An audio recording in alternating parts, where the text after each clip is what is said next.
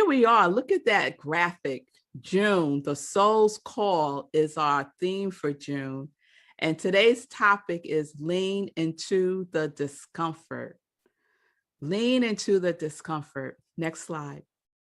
Who wants to do that by a show of hands? Who wants to lean into the discomfort? Who wants to do that? Actually, Jen, you could take it down. So when we say lean into discomfort, I think that the song that James and Julie sang is perfect. It's the perfect subtext to this topic, lean into discomfort. So we're kind of like on a theme, right? When I saw the Soul's Call as the theme for June, I was surprised that the first Sunday, which was last Sunday, Reverend Penny spoke about being pushed by pain. When I think about the Soul's Call, the word that comes to mind immediately is not pain, right? That's not the word that comes to mind, right?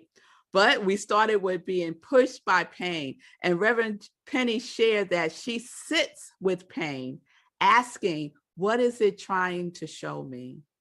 And Stacy guided us through that same process in her beautiful meditation.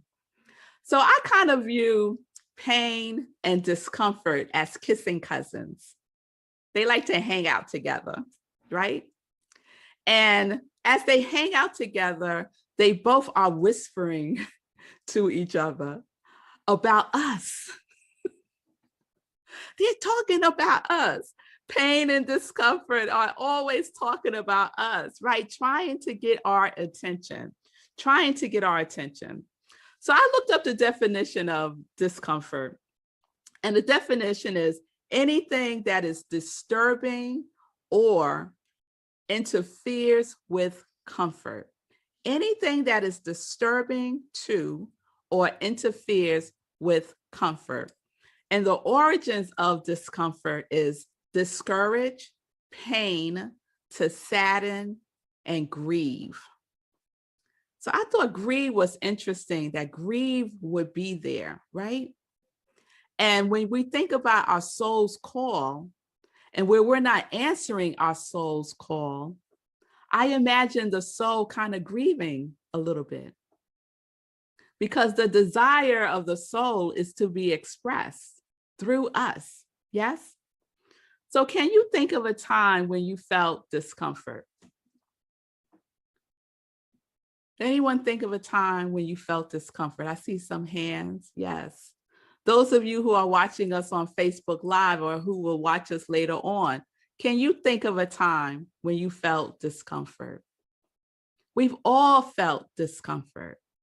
We all have. I felt discomfort today, right?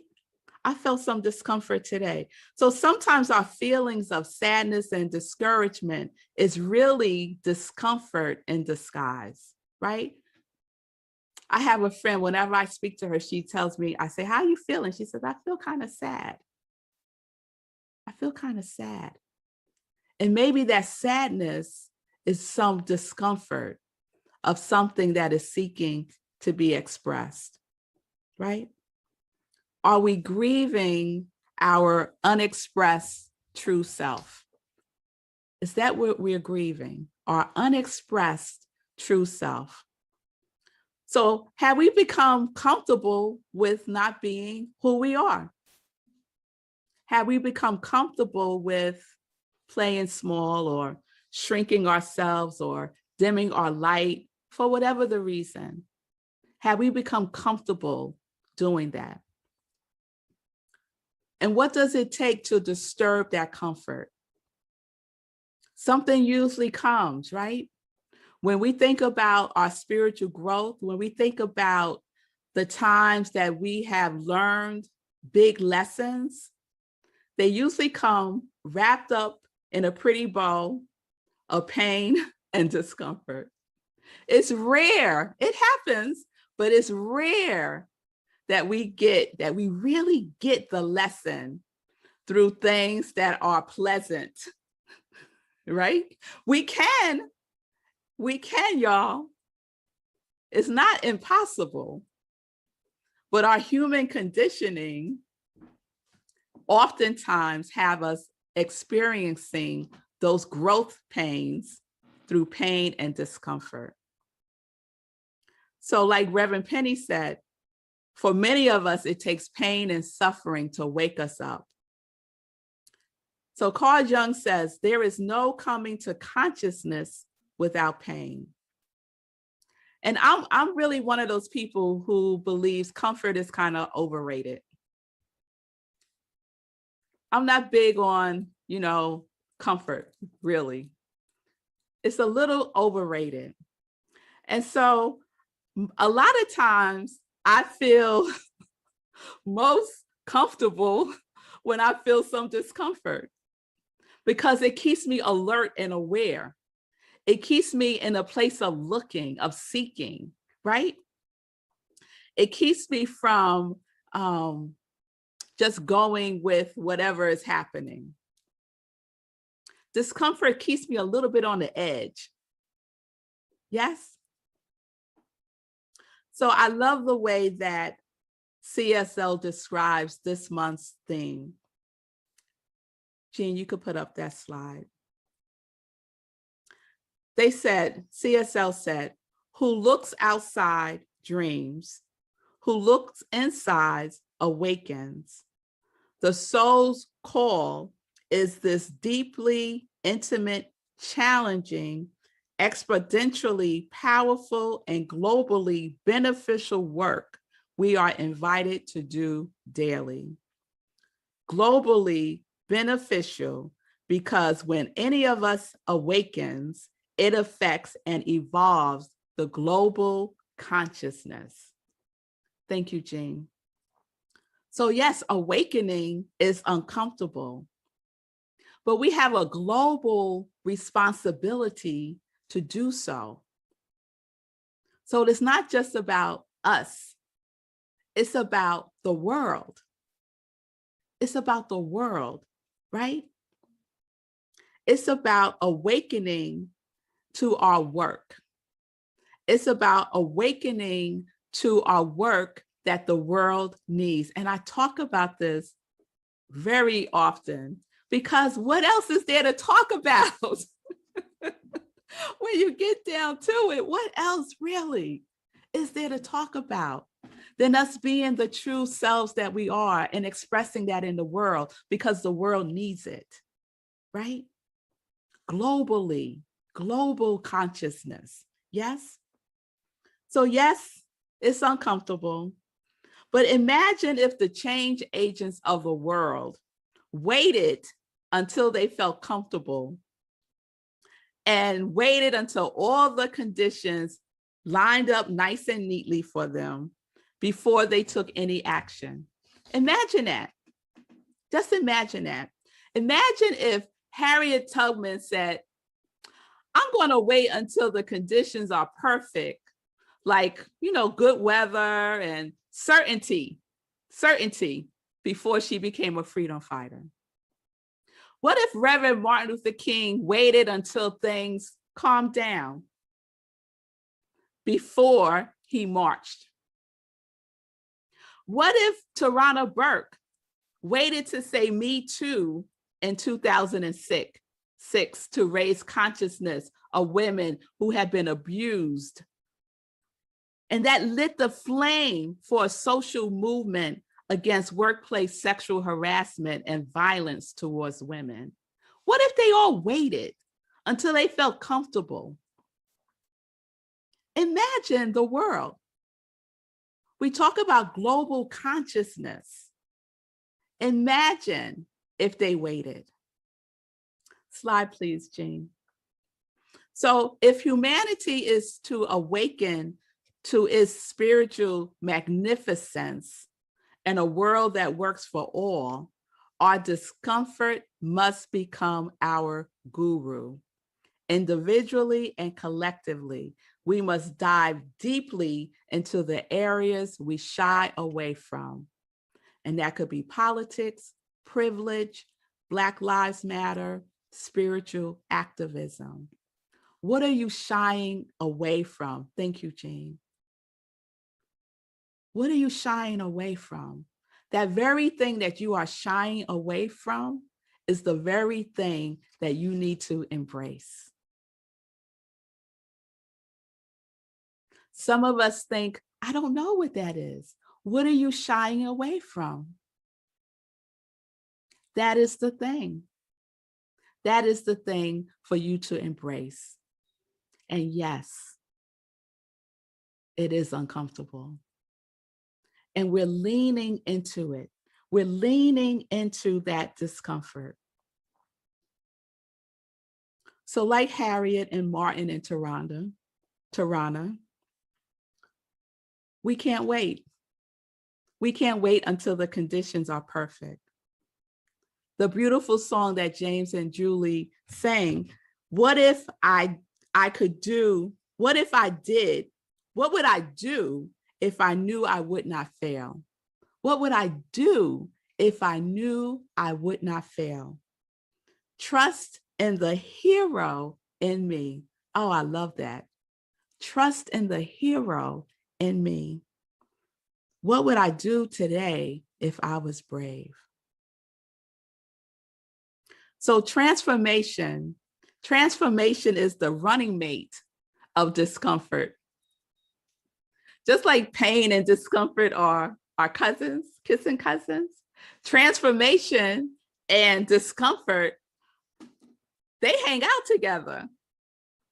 They are partners, right? We see evidence of that in nature, right? Transformation, discomfort. Just ask a butterfly, how did it feel going through its metamorphosis through the cocoon? The butterfly's not going to say, oh, it was easy breezy, another day in the park. No. Ask a baby chick what it felt like to break its shell, right? For the transformation to occur, there's going to be some discomfort. I love this woman. I just discovered her, but I hear she's all the rave, but I'm late to the party, I guess. Her name is Lovey Ayayi Jones, and she calls herself a professional troublemaker. I love that. And so she has a book called I'm Judging You. The Do Better Manual. And she talks about being a domino by leaning into discomfort and then letting the dominoes fall. You ever stacked up? When I was a kid, I used to do that all the time. Stack up the dominoes and then lean into the first one, push that first one, and then watch all of the rest of them just fall, right? They call that what the domino effect, right? We even have a word, a scientific word for it, the domino effect. Well, that first domino is the discomfort. And if we want anything else to happen, then we gotta knock that first domino down, right? One hits one chain, next chain, next chain, next chain of events. Yes? So what would be the domino effect of leaning into the discomfort of your soul's call? What would be the domino effect of that? Can you imagine? What is the first domino that would need to fall in your life? Is it doubt, uncertainty, shame, guilt, unforgiveness, even contentment? Even contentment. Does that need to fall?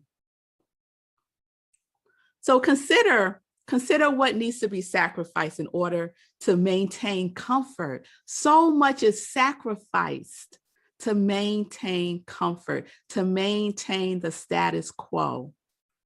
And all we have to do is look out into the world and see that the efforts that are made to maintain the status quo.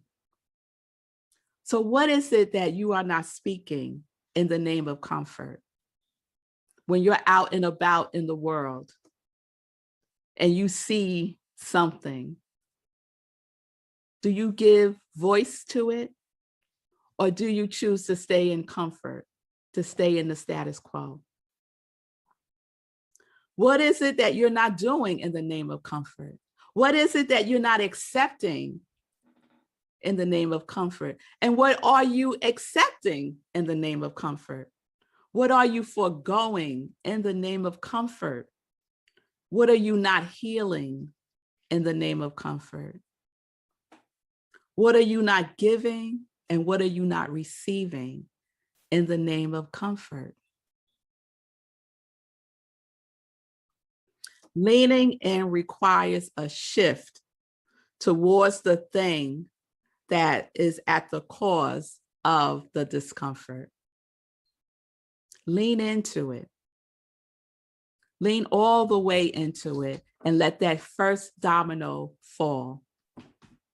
Because the cause of the discomfort is our soul's call to be our true self.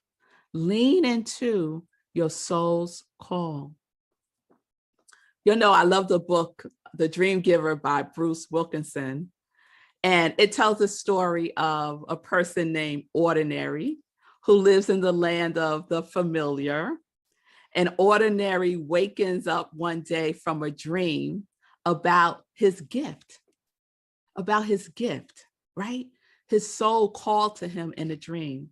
And so Ordinary was faced with the choice to either stay with comfort, stay with that which is familiar to him, or face being uncomfortable, face leaning into the discomfort by going for his dream to give his gift in the world. And those of you who have read the book know that Ordinary chose to lean into that discomfort, to knock down that first domino. And by doing so, he was able to give his gift to the world. So are you living in the land of familiar? Are you willing to leave the land of familiar and comfort?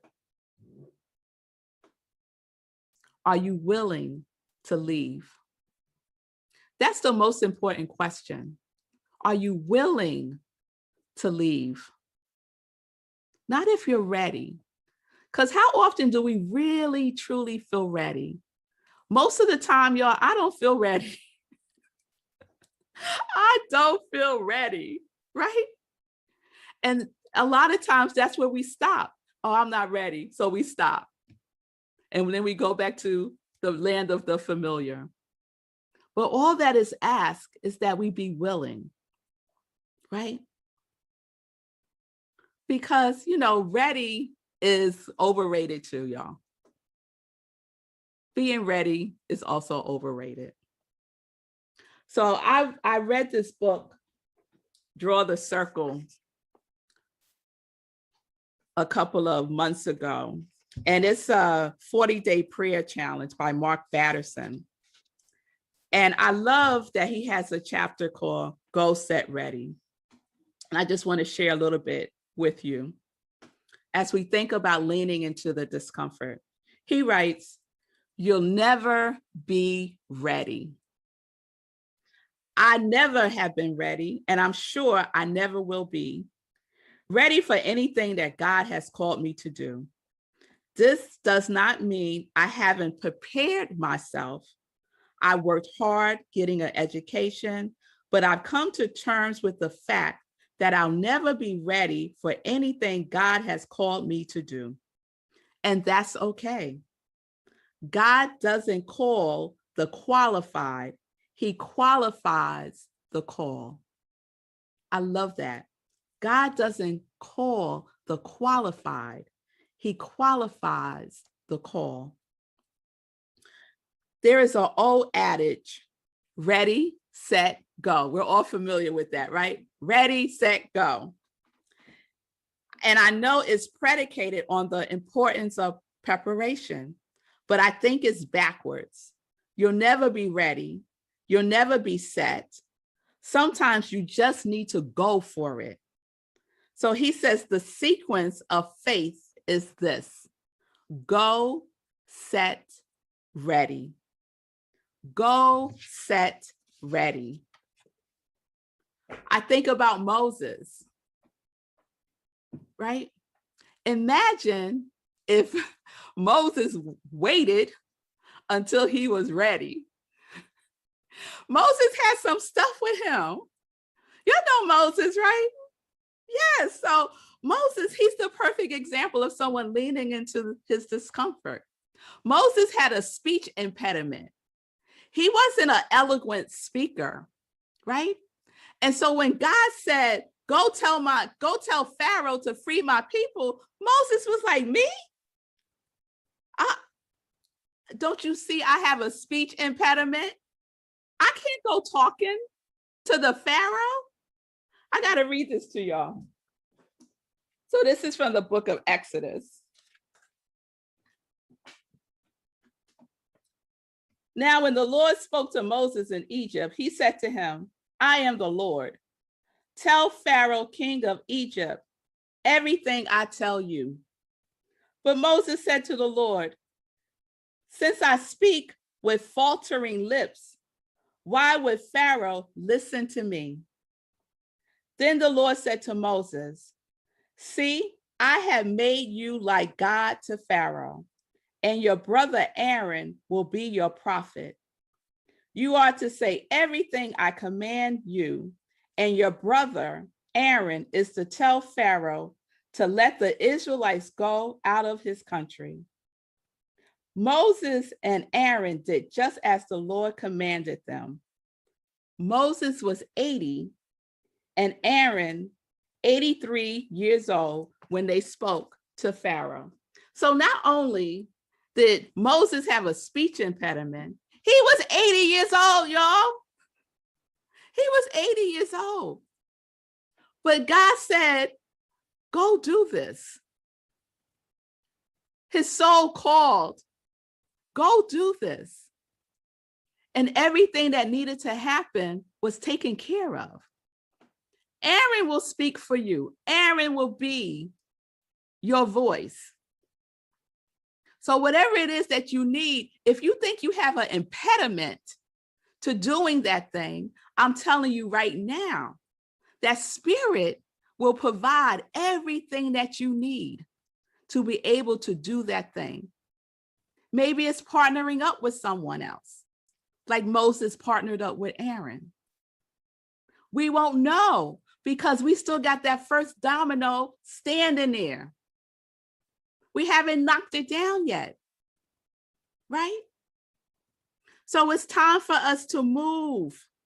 It's time for us to step into our divine assignment. We have no excuse, y'all. If an 80-year-old man with a speech impediment went and through him told Pharaoh to let my people go, then what is your excuse? What is your excuse to freedom? We're talking about freedom. Oh, yes. Oh, yes. Oh, yes. We have our marching orders, y'all, just like Aaron and Moses did. So will you stay in the comfort or will you lean into the discomfort? Will you remain bound? Will you remain bound or will you free yourself? Will you free yourself? It's not easy to release the perceived comfortable security of the known.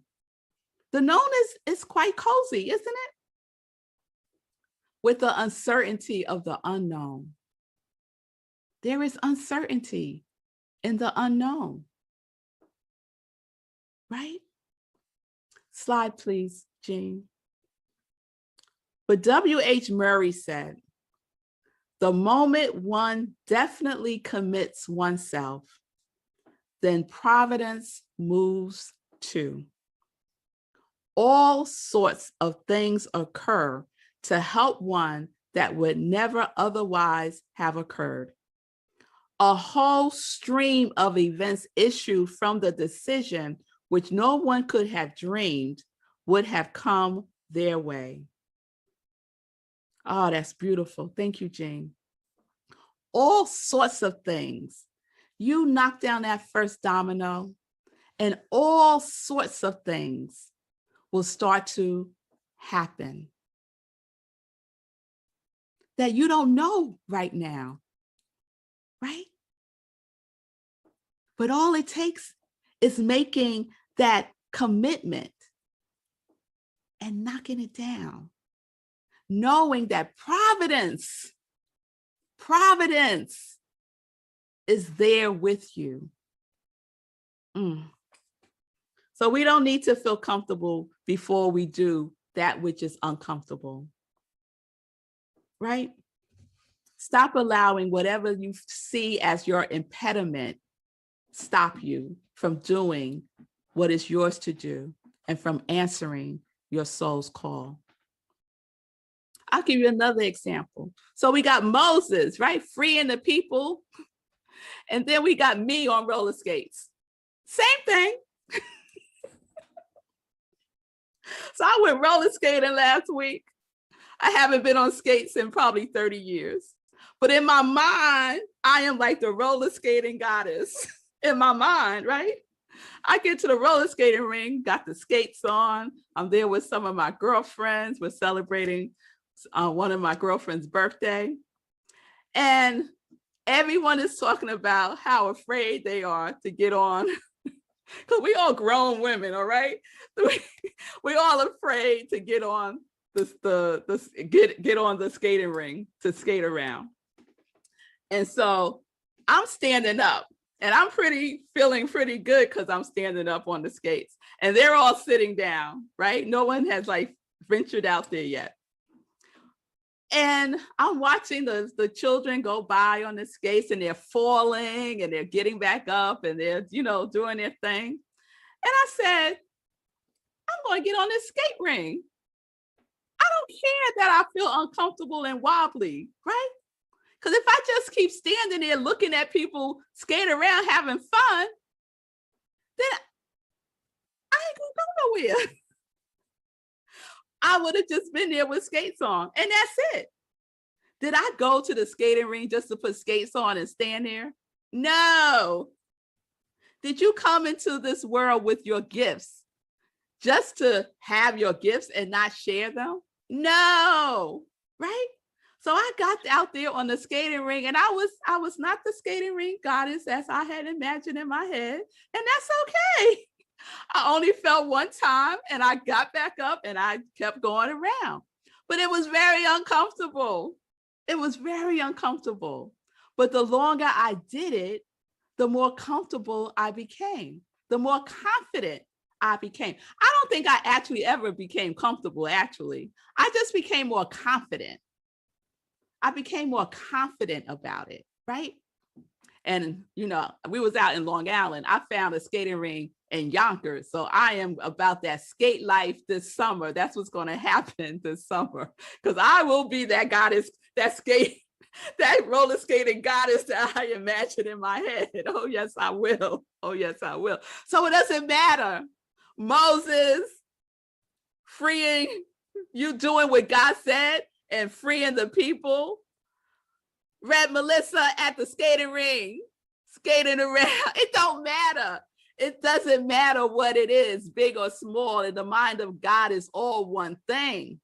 It's all one thing. Just get moving. Just get moving. Go, set, ready. So Spirit has already given you the order to move.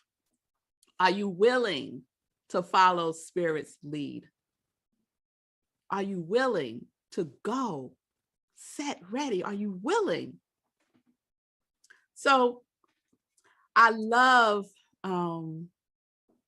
this author. She's a clinical psychologist, and she wrote the book, The Conscious Parent. And I was watching her the other day because she was talking about pain and discomfort. Her name is Shefali Tisabari, and I'm probably pronouncing her name wrong, but she wrote The Conscious Parent. Slide, please, Jean. And this is what she says about pain. I no longer see pain as something so dark and dire and disruptive, something to be avoided at all costs. On the contrary, I see it as not only as profound, but as inevitable.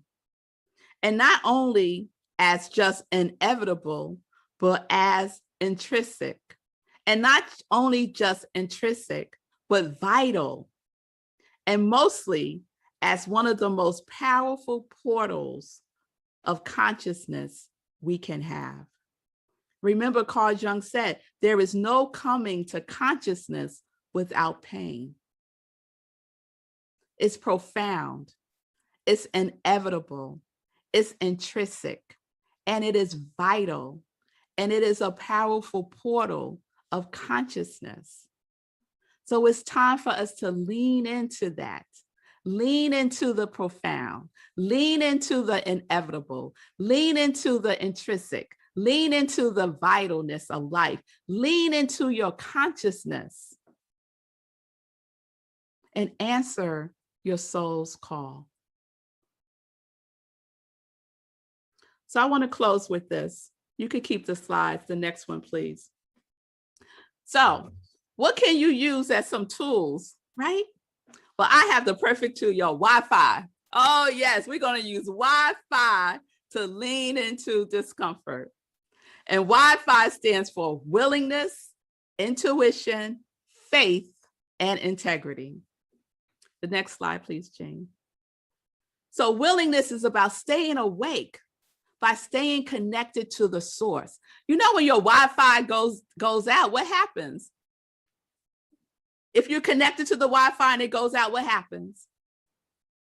You don't have any way to navigate, right?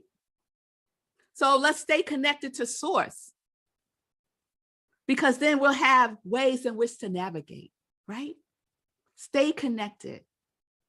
And Michael Beckwith says, willingness takes waking up because enlightened living is our priority in life. Next slide, is intuition. Stay tuned in. Go within. Listen to that small, beautiful, loving voice that is whispering to you, right? Florence Chevelle Shin says, intuition is a spiritual faculty and does not explain, but simply points the way. Some of us won't move because we want an explanation about why we got to move. You don't need no explanation. Just go ahead and do it. Just go ahead and move, right? Your intuition is pointing the way. And then intuition is me knowing spirit as me. I said that, y'all. Intuition is me knowing spirit as me. Know thyself. Know thyself. F is faith. Take action today. You feel discomfort? Let's cheer the discomfort. Take action today. Faith is a place of mystery where we find the courage to believe in what we cannot see and the strength to let go of our fear of uncertainty. And that's from Brené Brown in her book, The Gift of Imperfection. And faith is not faith until acted upon. Put feet to your faith. And we have another way of saying that, right?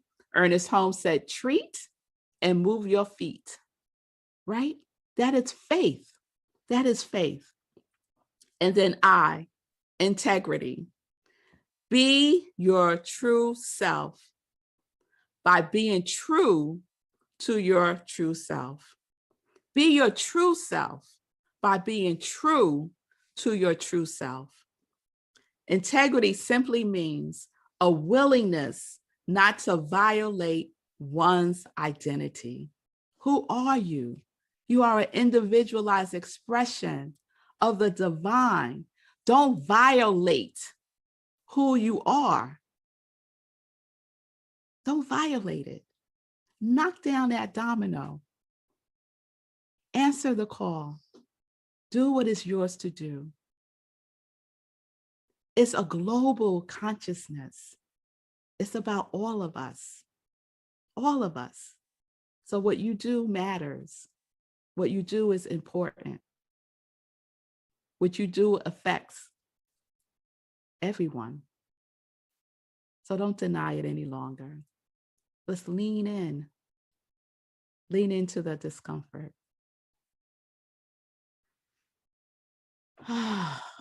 Make sure your Wi-Fi is on, y'all.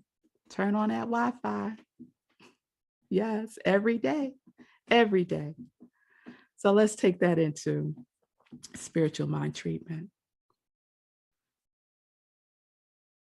Our Wi-Fi is strong. Our Wi-Fi is connected. It's connected to the source. It's connected to the source, and it is powerful. And so we allow ourselves, and we are willing to stay connected. We are willing, we are using our intuition, our faith, and our integrity to do what is ours to do as tools to lean into the discomfort. We are using our gifts. We are using our talents. We are using our skills to go. And we know that we don't go alone. We don't go alone. We know that we go with everything that the divine has embedded in us. And so I am knowing right here and right now that the source of life radiates through each one of us and gives us everything that we need. There are no impediments that are too great for us to overcome. There is no obstacle too great for us to overcome. And so we overcome by knocking down that first domino. And we see the effect of it. We see the effect of our soul's call in the world. We see the effect of us showing up as our gift. We see the effect because we are at the cause of it. We use our creative power. We use the creative power to source up that which is ours to do. And so just like Moses, we go forth, we go knowing and trusting that our errands will show up. Knowing and trusting that freedom is beyond the place of comfort, that freedom is in the discomfort. And so that's where we go. That's where we go with confidence, with love. That's where we go with trust. That's where we go with our soul. That's where we go with each other. So I am so grateful to know that we don't travel this road alone, that we are each other's companions, that we hold a container of love for each other to share and to receive. I am so grateful to know that after this day, not one person will say, I can't do that because I don't have this. I can't do this because of something that happened in the past. I can't do this because I don't know how. We're leaning in. We're leaning into the discomfort. And we're doing it. We're showing up as our gifts. We're showing up in the possibility. We're showing up in the unknown. We're showing up in the uncertainty, knowing that the rest shall be revealed. And so as our soul calls out, it calls out with a resounding yes. Yes. Whatever that thing is, your soul is saying yes to it. Without question. There is an exclamation point, no question mark. Yes. So will you do it? Will you stand before that domino of worry, of doubt, of uncertainty, of fear, and knock it down? and transform your life. Turn up your light. Expand your horizons. Live the dream that is within you. Will you do it now? So you have everything that you need. And anything you think you need, anything you think you need, you shall have it. You shall have it. But we got to take that step. We got to knock down that domino. Just one. Just one. Imagine it in your mind's eye now. See a stack of dominoes in your mind and stand before it. Stand before it knowing that you are connected to the source, that your Wi-Fi is on. All the bars are lit up. Stand before that row of dominoes and let your heart knock down the first one. It doesn't take force. It just takes a gentle leaning in. Just a gentle leaning in. Lean in with your breath and blow on it and watch it fall.